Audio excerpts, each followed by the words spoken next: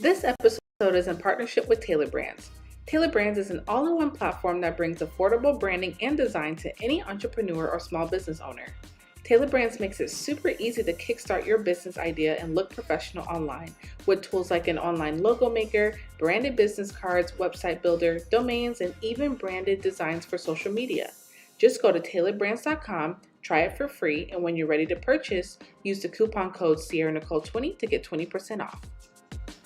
Hey, what's up, guys? It's your favorite entrepreneur here, Sierra Nicole, and we are back with another episode of The Boss Seat.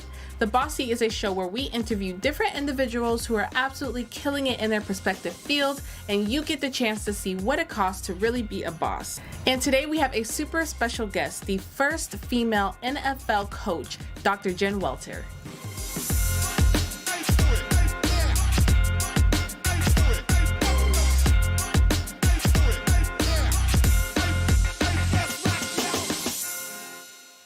Thank you so much, and welcome to the episode, to the Boss Seat. Dr. Jen Welter, can you please introduce yourself to the audience?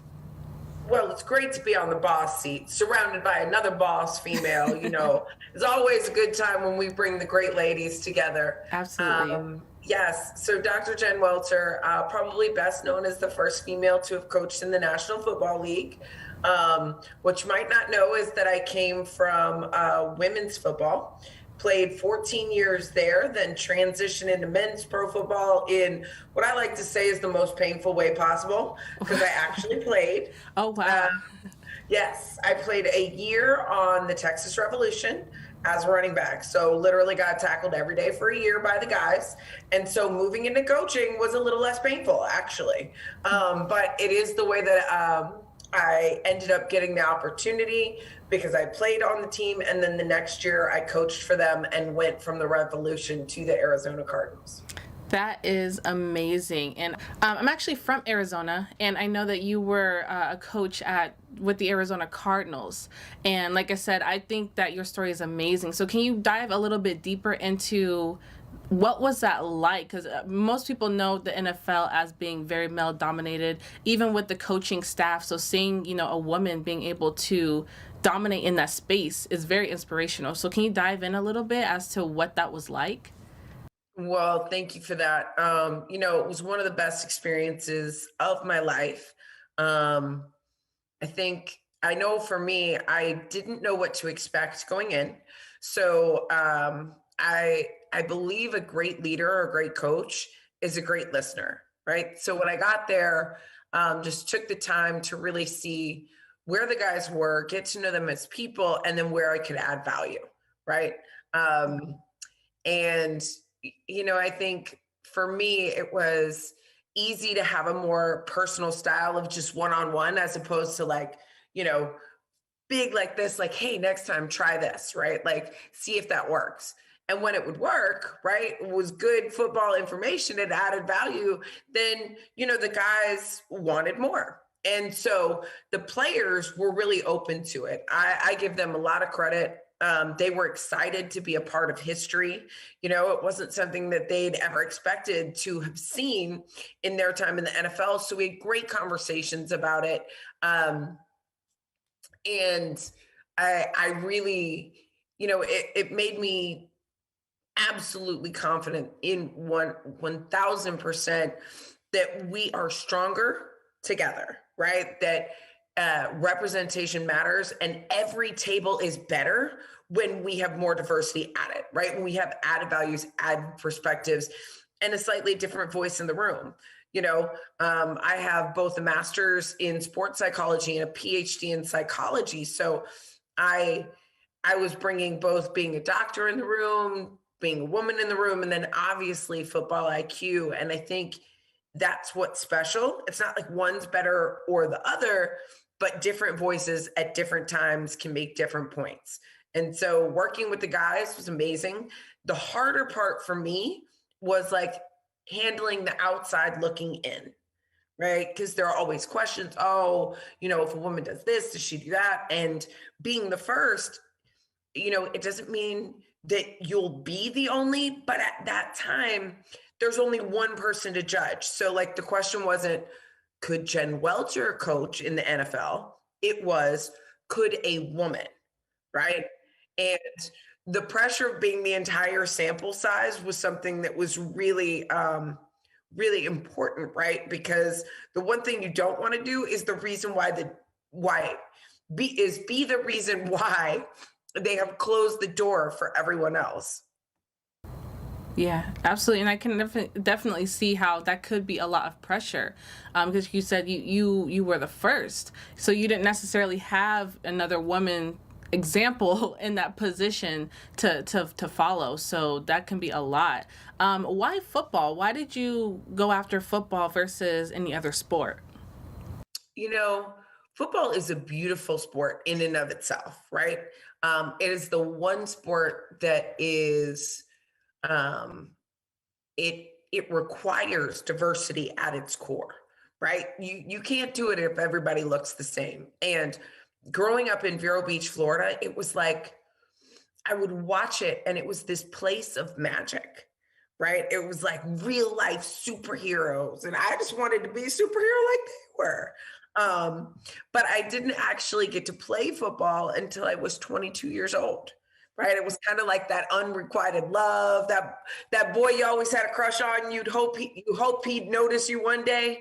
Um, and so I played rugby in college. And then when I finally got to play, it was like, here is this sport that I always hoped would notice me, but girls weren't allowed to play. And when I finally got it and knew that they considered football the final frontier for women in sports, I was like, oh, this is what I'm doing. And I knew it was what I was meant to do, with my life. That's amazing. And like you had mentioned before, representation matters, and so that's why I really felt like it was important to try to get you on the show, because there may be a young girl or a young woman out here who wants to get into the sports field or even in football. And so to be able to see that it is possible is so extremely important. What are maybe some hardships that you had to face throughout that journey that maybe another young woman could learn from? Well, I think, football is still um, the one sport in our country that there's not parity at any level. That doesn't mean if you're looking at peewees or pros, right? There is no place that men and women are equal in football, right? And so that's a real challenge on a number of levels because it's opportunities, right? It's are there places that you're making money? Well, no, right? I mean, I played my whole career in women's pro football. The most I ever got paid was $1 a game. And yet, what it is, and I would tell people, I'm like, you kind of have to live your life with passion, not just going for a paycheck. Because when you're passionate about it, you'll do things that other people won't do, right? You'll go farther, you'll work harder, you'll make time as opposed to making excuses. And that's where you'll find greatness, right? Football absolutely saved my life at the toughest times, no matter what was going on. I could put on my pads and my helmet and feel like magic, right? I'm only 5'2", right? But on the football field at 5'2", it was like I was 6'10". And it made me, even when I left the field, walk taller, feel better, and to know that if I could have magic in one area of my life, I could have it in others. And so for anyone listening, um, a lot of the times, I think that life is very much like the saying, it's always darkest right before the dawn. And that statement to me strikes me so much to the core. Because it's like, why is the fight harder? Why is the fight harder when you're so close to greatness? But it's like if the devil knows that if the sun even gives you one ray of light, one crack of hope, 1 ounce of reason to believe that the darkness is going to break, that he knows he'll lose you forever. And so break through or break down, where 99% of people break down, right? Like before that 99% is right on the other side is your breakthrough, right? And keep going. It doesn't mean you have to sprint every day. It doesn't mean you don't, need a day where, you just throw your feet up on the couch and you reevaluate, right? You game plan better, but just don't let it beat you. Find a way to win, find a way to keep going. See the passion and love in the eyes of somebody that you care about. Reinvigorate your spirit. For me, that was like with kids, right? Doing football clinics for girls would always reinvigorate that love and remind me, like you said, why football? Right. So find those places that can reinvigorate you and just keep going no matter what. That's extremely powerful what you just said. And most of the time that breakthrough is right after that point where you just want to break down and give up. So to have that perseverance is so extremely important in really anything that we do within our lives. And so I think that I love that you touched on that. As being, the first, the pioneer of women coaches within the NFL, what was the response during that time? Was it a negative response, positive response, and how did you deal with that? From who? Just anyone, the media, friends, family. Friends, family, amazing, right? As supportive as they could have been. And friends also including like teammates, right? And,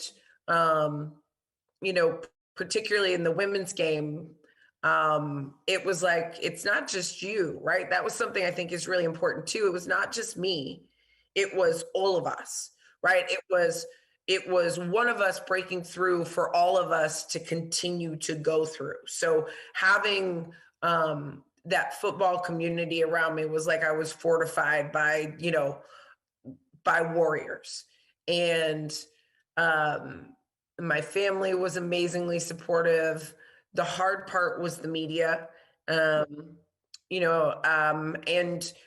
outsiders, right? Not just organized media, but commentary going on. Is it ruining the sport? Why doesn't she, just go back in the kitchen and all of the stuff. And football is particularly visceral in that, I think. I remember seeing the title of a book one time, and it literally was, it's an older book, and it said, "The stronger women get, the more men love football." Right? That was an actual printed book somewhere, right? And here you are, being the strong woman who's now in football. Like, so it was kind of that, like, this is the last bastion for men. Like, what's going to happen now? And that's hard, right? Like, you do your best to not listen, to tune it out, to kind of like, troll block or whatever it is. But the energy is still there, right? Like, you can still feel it. You can still hear it. Other people around you hear it, even if you do your best to block it out. But it really taught me to not let those things control me. Because it's like, whether the commentary is good and it's like, oh, this is the best thing for women, blah, or whether it's bad, like, oh, this is the last bastion for men, right? What I have to do is do my job, right? What I have to do is focus on being really good here and in this moment. Otherwise, none of it matters, right? And then I'll make the negative people right, and I'll hurt the who are positive. So it really is a trick to just get your mind right and to like realize that the outsider opinions don't matter. What matters is, the players that you're coaching and ultimately the effects that they get on the fields, because you're only as good as you make them better. That's a powerful statement. And to kind of, I guess, piggyback off of that. So as a coach, and I'm not in sports, but I am a business owner, and I actually watch a lot of different sports documentaries because I think you can learn a lot from sports and from football to incorporate in business just because of that leadership aspect. So For as sure. a, in the role of leadership that you were in, what are some maybe important lessons that you've learned, being a leader and a coach and helping other players get better to achieve a goal? What are some things you've learned in that leadership role? A good leader is a good listener, right? It can't be said enough, honestly, because how can I help you if I don't know what you need and I don't know how you need to receive it? I don't know where you are or how you learn best, what your personalities are. Like, you really not only need to listen to what they say, but also allow yourself to develop a real rapport. I think great relationships are built through empathy. I tell anybody I'm working with, I'll tell you the same thing, right? If you allow me the gift of being able to see through your eyes, hear through your ears, feel through your heart, play a game in your cleats, I can help you. If you don't, that doesn't mean I can't help you, but I'm limited to what I can guess. Now, I'm a good guesser. I'm a highly educated guesser, right? I got a master's degree in sports psychology, a PhD in psychology, and I played football a long time, but it's still a guess. Now, if you'll let me become closer to you, then we will always be able to have that relationship. And that relationship is founded in trust and love. And I know that's funny. Oh, no, not the female coach. Love the players. Ah, no. Like, I love you as in, like, I care about you beyond you as as someone who can execute something or just a player making plays. No, I love you as a person and you as an individual matter. And we have that love. And it's like, it's that kid sister love. I know my sister has it for me, but there were some times she didn't like me so much, right? But we get through it because we do care for each other. And sometimes people you care about, you have the worst days with, right? So we get through it. So that's love. And the trust, right? You trust that I'm always going to give you the best information that I can, that I have, that I'm in, giving you everything with intention. Does that mean it's perfect execution? No, doesn't exist, right? There was something I didn't know, didn't see, they changed, whatever. But I gave you the very best that I could give you. That's my responsibility. And you trust that. So you know you're in good hands. And if something was missing, it wasn't held back. It was, you know, I did my best. I gave you my 100% intention. The execution was just different. And those are really, really important because we can always build from there, right?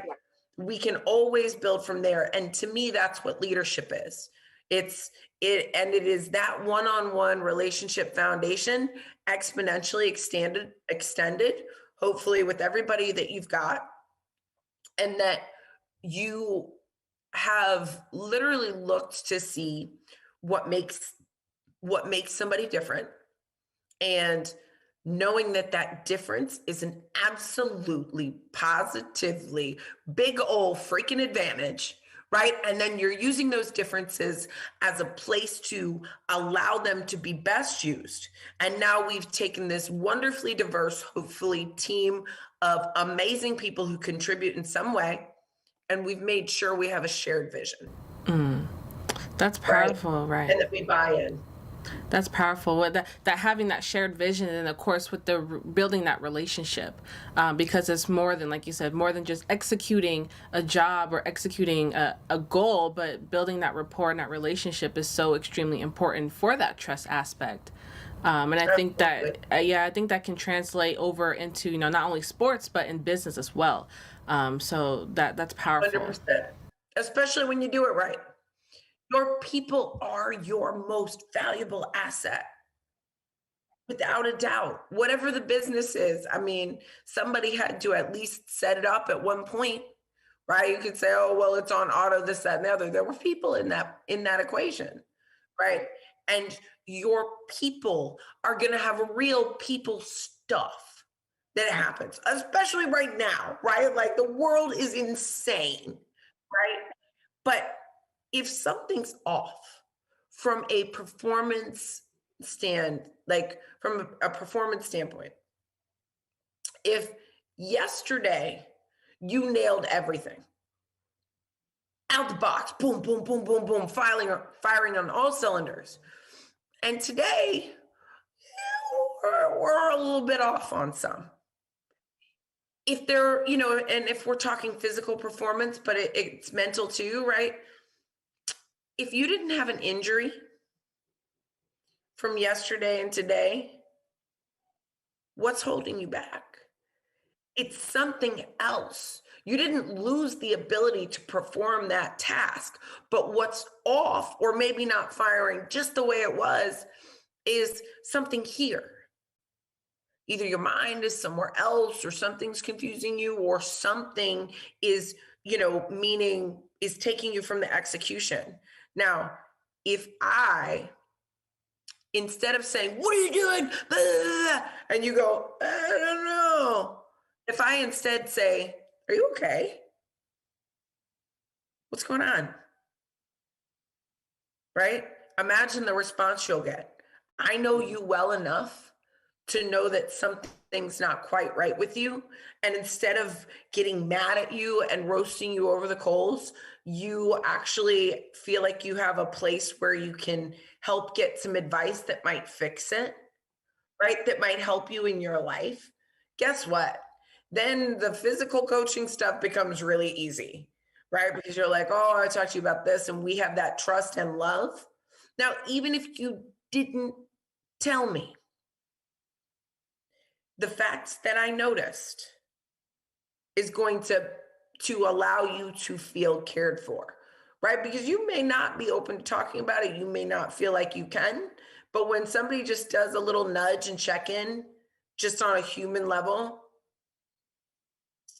you know, it it's a lot different. So Right. Definitely will make a world of difference. And I think that's very important for anyone who is in a role of leadership, whether that's in business, sports, parents, teachers. I think that's a really important aspect to incorporate within our roles. So I love that. Absolutely love that.